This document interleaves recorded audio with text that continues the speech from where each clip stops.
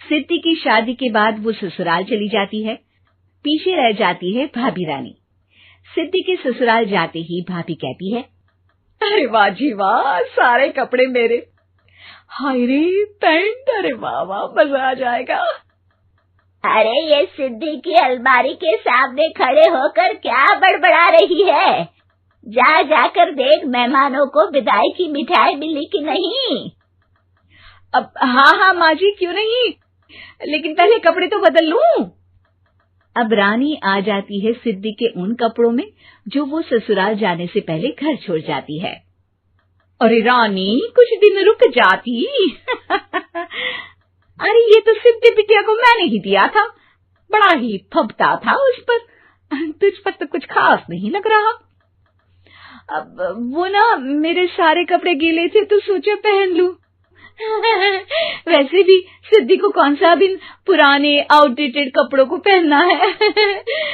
वैसे भी ये सूट तो मैंने तभी पहना था, वैसे खास है भी नहीं ये। हाँ ठीक है, लेकिन ना मेरी सिद्धि पर तो जमता था।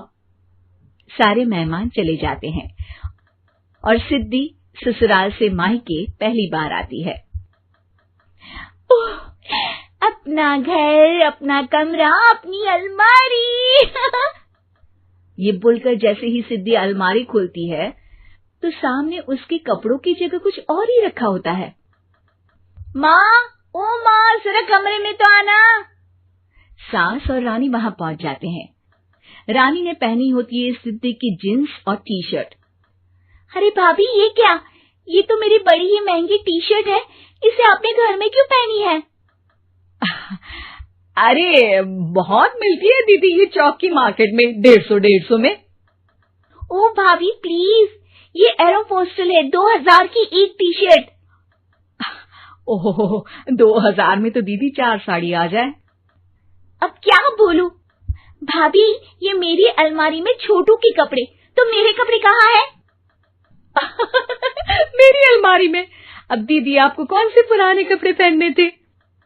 माना भाभी, लेकिन मैं जब घर आती तो यही सब पहनती ना। अरे तुम तो बड़ी कंजूस हो दीदी। खैर, वक्त आता है जब सिद्धि ससुराल के लिए रवाना हो रही होती है। अरे रानी, अंदर से सिद्धि का गिफ्ट ले आ, लड़की पहली बार ससुराल से मायके आई है। रानी अंदर जाती है और एक सिंपल सी साड़ी लेकर बाहर आ जाती है। ये लीजिए माँ जी। सास बेटी को गिफ्ट देकर ससुराल भेजती है। अगले दिन रानी एक सुंदर सी साड़ी पहनकर सामने आती है। अरे रानी, ये तो वो साड़ी है जो मैंने सिद्धि को देने के लिए दी थी जब वो ससुराल ले जाती, लेकिन ये तूने कैसे पहन ली? अरे माँ जी, ये साड़ी तो मुझे बहुत पहले से ही पसंद थी, लेकिन चिंता ना करिए, मैंने सिद्धि के लिए भी अच्छी सी साड़ी दी है। हाँ। तभी सिद्धि का फोन आता है। क्या माँ, कुछ अच्छा तो दिया होता ससुराल ले जाने के लिए। अरे पहले दिखा दिया होता। ये चमकते हुए पैकेट में नौकरानी वाली साड़ी मत दिया करो माँ। अरे बेटे, वो तेरी भाभी ने ना गलती से उससे पैकेट बदल गया। हाँ, मैं कल ही तेरे भाई के हाथ से तेरा वाला पैकेट भेज दूंगी। अरे रहने दो माँ, आई एम श्योर भाभी ने अभी वही साड़ी पहनी होगी जो तुमने मेरे लिए रखी थी। तुम तो समझ नहीं पाई उनको। खैर छोड़ो, मैं ज्यादा बोलती अच्छी नहीं लगती, रहने दो, आपको उन्हीं के साथ रहना है, फिर बात करेंगे। सास को रानी पर गुस्सा आ जाता है। वो उसके कमरे में जाती है जहाँ वो शादी का एल्बम देख रही होती है। रानी, मार्केट जाकर एक ऐसी ही साड़ी लेकर आ, कल प्रतीक जाकर सिद्धि के घर दे आएगा। अरे क्यों माँ जी, कितनी साड़ी देनी है दीदी को? यहाँ कोई सेल लगी है क्या? अरे चुप कर, मेरे बेटी के हिस्से की साड़ी खुद पहन ली, अब ज्यादा ज्ञान बांट रही है। एक दिन सिद्धि का फोन आता है। माँ, मेरी सास ने आप सबको खाने पर बुलाया है। सारे लोग सिद्धि के ससुराल पहुँचते हैं।